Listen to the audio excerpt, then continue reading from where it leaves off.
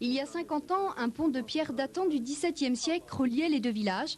En novembre 1944, pour ralentir l'avancée des Américains, les Allemands ont miné le pont à Schwerdorf, on se souvient. Maman, il était au champ de pommes de terre.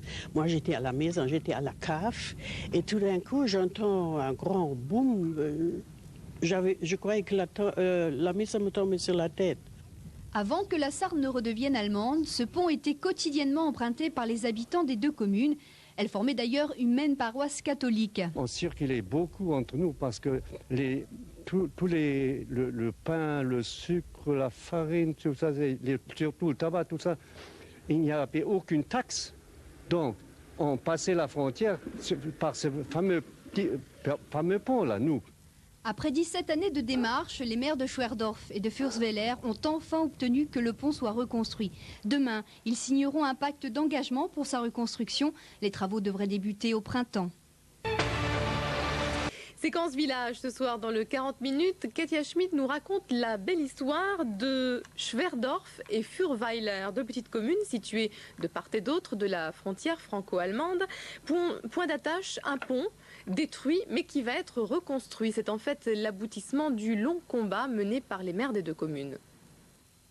Du pont 448 qui reliait le village de Schwerdorf à celui de Fürstweiler, il ne reste plus que ce pilier allemand. Ce pont a été détruit en novembre 1944. Certains habitants se souviennent encore de l'explosion. Et les Allemands qui ont fait sauter le pont, ils sont venus chez maman et lui dire de se mettre à l'abri, qu'ils vont faire sauter le pont. Et puis moi, comme j'étais à la cave, j'ai entendu le grand boom et puis j'avais peur, je croyais que la maison me tombait sur la tête. Ce pont va être reconstruit début 95 grâce à la volonté commune des deux maires. Le financement de 910 000 francs sera assuré à part égale par l'État allemand et français. Pour le maire de Schwerdorf, qui est à l'origine de ce projet, c'est une grande satisfaction. Depuis 1977, je me bagarre avec mon conseil municipal pour la reconstruction de ce pont, qui est une nécessité pour notre commune vis-à-vis de la commune de Fürstweiler et du pays de la Sarre. Nous avons actuellement 56 jeunes qui travaillent en Allemagne. La reconstruction de ce pont éviterait un détour de 3 km. Ces deux villages formaient jusqu'en 1921 une seule paroisse. Les Français et les Allemands s'asseyaient sur les mêmes bancs pour écouter une messe célébrée en latin. Une véritable amitié a toujours lié les deux communes. Pour nous, la reconstruction de ce pont est une nécessité, car l'histoire parle de cette fraternité entre les deux villages depuis des centaines d'années. D'ailleurs, l'histoire s'est faite toute seule. De nombreux couples se sont formés. L'ancien pont était un lieu de rendez-vous romantique. C'est là que Marcel a rencontré son épouse allemande. Mais ce pont avait bien sûr aussi une vocation pratique. Les agriculteurs, ils sont obligés de passer puisqu'ils ont des champs.